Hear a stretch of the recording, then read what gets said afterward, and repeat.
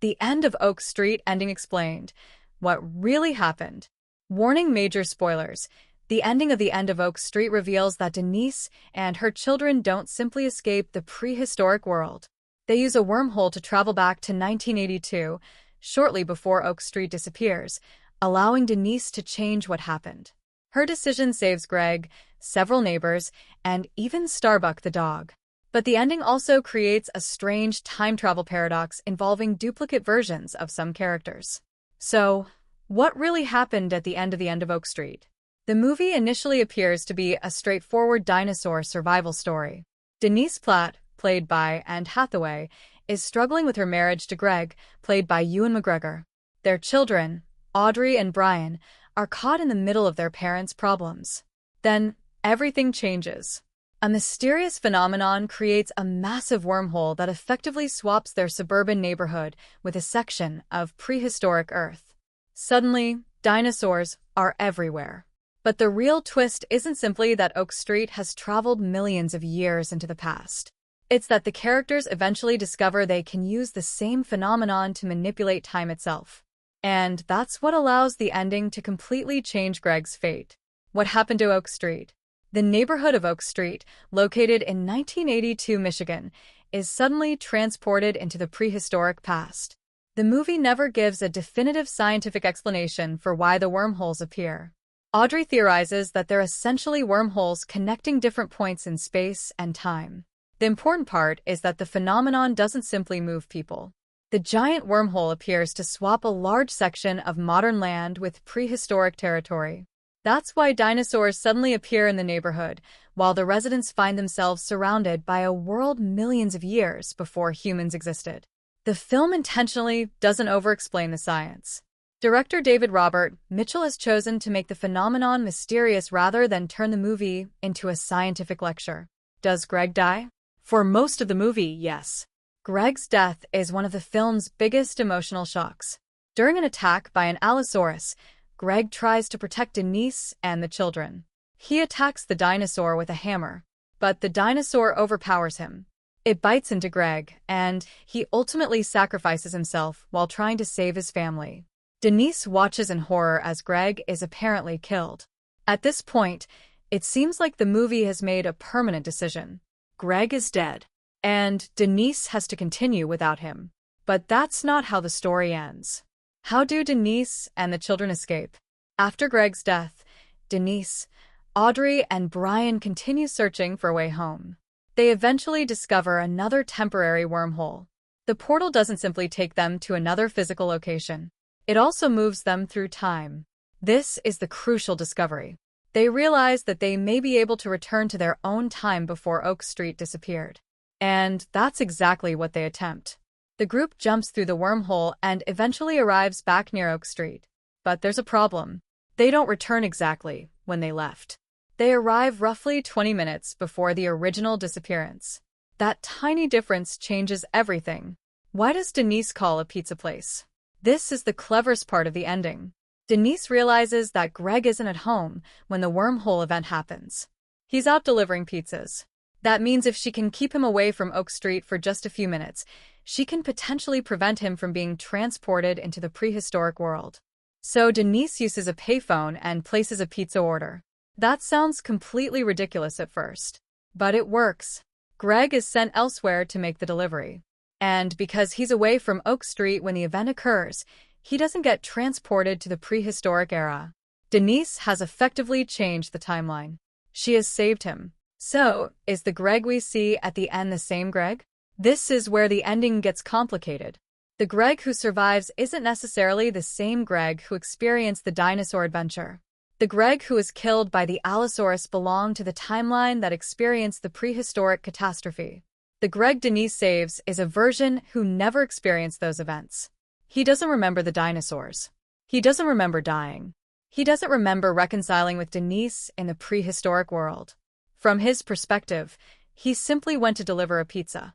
And that's why the ending is both happy and strange. Denise gets Greg back. But Greg doesn't remember everything they went through together.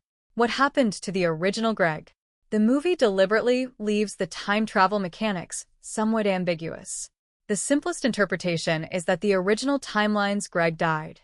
Denise then traveled back and created a changed version of events in which another Greg survived. That means the Greg at the end is effectively a version who never experienced the dinosaur nightmare. The emotional irony is that Denise remembers everything. Greg doesn't. So Denise has to live with memories of a version of her husband who sacrificed himself for her, while living alongside a version of Greg who never knows that happened. That's one of the movie's most interesting ideas. What about Starbuck the dog? Starbuck survives. This was actually something the filmmakers discussed because there was apparently consideration of giving the dog a darker fate. Instead, Starbuck makes it through the story and returns with a family. The dog even gets a heroic moment helping Brian survive. The filmmakers ultimately decided that the movie needed that emotional payoff. So the final Platt family includes Denise, Greg, Audrey, Brian, and Starbuck. At least, that's what it appears to be. What happens to Jeanette? Jeanette is the neighborhood girl who becomes part of the Platt family's survival group. Her parents are killed during the prehistoric events. When the survivors return through the wormhole, Jeanette chooses to go back toward the portal because she hopes she can somehow find her parents. That's an important contrast with Denise. Denise has accepted that she can't simply undo every tragedy. Jeanette, however, is still desperate to change what happened. The movie doesn't give her a clear, definitive future, and that's intentional. Her story remains one of the film's unresolved mysteries. What happens to the other neighbors? Denise realizes that she isn't the only person who can be saved. Because she returns before Oak Street disappears, she has a brief window in which she can warn people. She uses several phone calls to help prevent certain residents from being caught in the temporal event. Among the people she saves are Mrs. Huddleston and the town librarian, along with other residents. So Denise doesn't just save her husband. She changes the fate of multiple people. Why does the ending show a second Jeanette? This is one of the strangest details. The final scene suggests that the time travel changes may have created duplicate versions of certain characters. The appearance of another Jeanette raises the possibility that the wormholes aren't simply rewriting history. Instead, they may be creating or connecting alternate versions of events. That's why the ending doesn't provide a neat explanation. There may now be multiple timelines, multiple versions of people, or simply consequences of the wormhole that the characters don't understand. The movie deliberately leaves this unresolved. Why doesn't the movie explain the wormholes? Because the wormholes aren't really the point. They're the mechanism that creates the story. But the movie is ultimately about Denise and Greg's relationship. At the beginning, their marriage is falling apart. Denise is considering leaving. Greg has hidden the fact that he's lost his job. They're both unhappy and emotionally disconnected. Then they're forced into a situation where survival becomes the only thing that matters. They begin working together again. They reconnect. And Greg ultimately sacrifices himself for Denise. That experience changes Denise.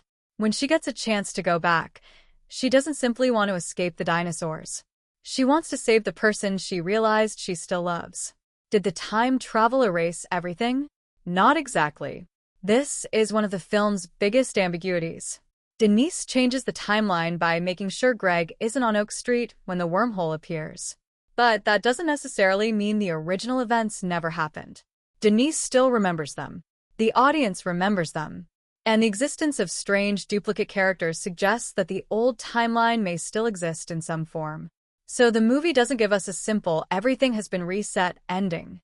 It's closer to a branching timeline. One version of Greg died.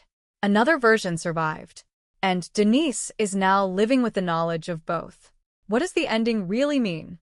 The ending is ultimately about second chances. Denise gets a second chance with Greg. She gets a chance to save her neighbors. And she gets a chance to become the person she wanted to be. Before the disaster, Denise was thinking about leaving her family. After experiencing the worst possible version of that future, she realizes what she actually values. The dinosaurs force her to confront the possibility of losing everything. And when she gets another opportunity, she chooses differently. That's why the final reunion matters more than the science. Final answer. So, what really happened at the end of Oak Street? Denise, Audrey, Brian, and Starbuck escape the prehistoric world through a wormhole. They discover that the portal can move them through time as well as space. Instead of returning to exactly when they disappeared, they arrive about 20 minutes before Oak Street is transported to the dinosaur era. That gives Denise an opportunity to change history. She realizes Greg is away delivering pizzas, so she calls in an order that keeps him away from Oak Street. As a result, Greg never gets transported into the prehistoric world. The version of Greg who is killed by the Allosaurus is therefore effectively replaced by a version who survives. Denise also makes phone calls that save several neighbors. Starbuck survives too. 2 years later, Denise has written a successful book about the experience, while scientists continue studying the mysterious wormholes. But the movie deliberately leaves one major question unanswered.